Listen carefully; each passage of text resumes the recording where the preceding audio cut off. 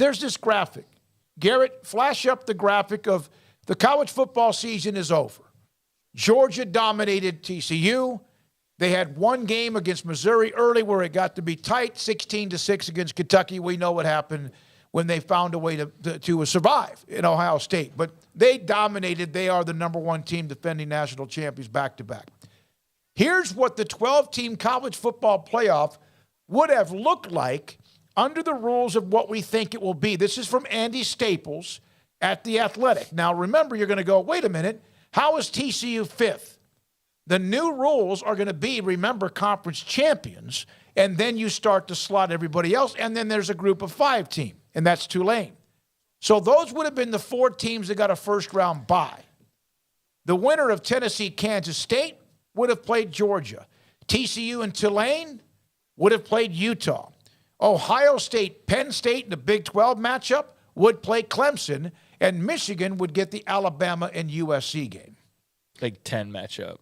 Ohio State, Penn State. I thought you said Big 12. Maybe I heard that wrong. I said Maybe Big 10. Okay. Yeah, I said Big 10. So I think the only thing now, you know what? But let's again explain. TCU, no matter, they didn't win the Big 12, and in the way it's set up, you win the conference championship, and you're going to get the higher seeds and automatic first-round buys. Yeah, and I think that makes this another level of interesting on it. I think the only thing I know from looking at this based on Monday night is Georgia is going to win this by 20 points every week, almost based on if the team that shows up last night, there's not anybody on this list who can hang with them. But it does make it different because you do have to play extra games to get there. And so there's attrition along the way. But Tennessee, Kansas State would have been a great game. Even with Joe Milton at quarterback, I think that he availed himself well against Clemson and showed that he was ready for that game. TCU and Tulane would have been awesome, I think. The winner of that game versus Utah, provided, again, Cam Rising stays healthy the whole game, which it's too bad he didn't against Penn State, would have been awesome.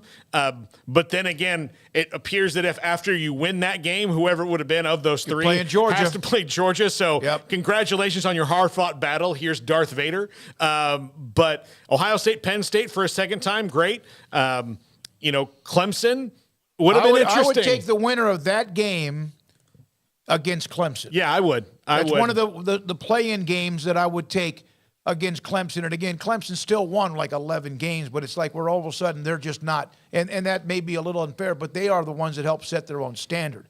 Alabama, USC against each other in the opening round is a battle of blue bloods right off the top. And that very well could be a blowout. Like, we talk about, some of the games that could be blowouts. I could see that one potentially being. I mean, Caleb Williams makes that interesting and probably scores enough. But, I don't think all these are guaranteed to be just absolutely, toe-to-toe clashes necessarily. So, basically, I say that to say that any format, you're at the risk of blowouts. There is no feasible way to avoid that. And right now I can look at this and say, go ahead and put Georgia in the championship game. I don't even care. Tennessee, I know probably people feel like they could give them a run for their money, but I'd take them over every team in this bracket. And so we maybe ultimately end up where we end up, but I do think that it leaves room for, obviously it wouldn't be Georgia TCU. That wouldn't have been the final here. Right. It wouldn't have been possible. It would have had to have happened in the semifinals, if anything. So, it could have led to a better national championship matchup, and that's not a slight to the Frogs at all. They deserve to be where they are, and they won the game they had to win to get there. But, yeah, this is obviously a more difficult format, and, you bring up injuries to Cam Rising and players like that.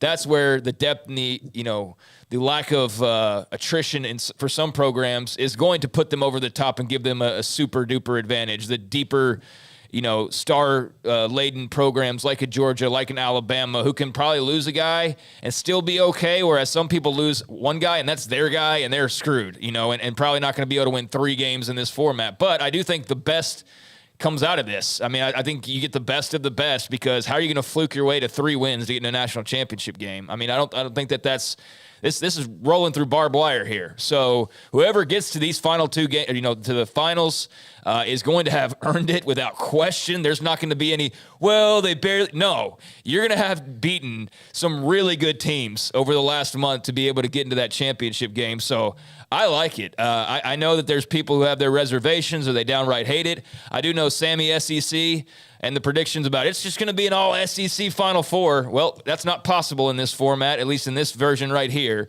Maybe in other years that would be the case.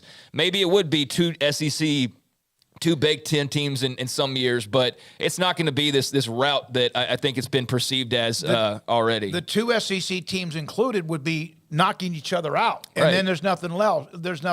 All right, so that's just well, when we get there, it's just going to be the same teams. Yeah. And no, I don't think it will be. I think it'll be the same teams at the end, possibly, like Georgia. Yes, but not in the go of things from round one on. So it's a little bit different because of the setup, and so there's that, and that's something we'll bring back a little bit later in the show. But coming up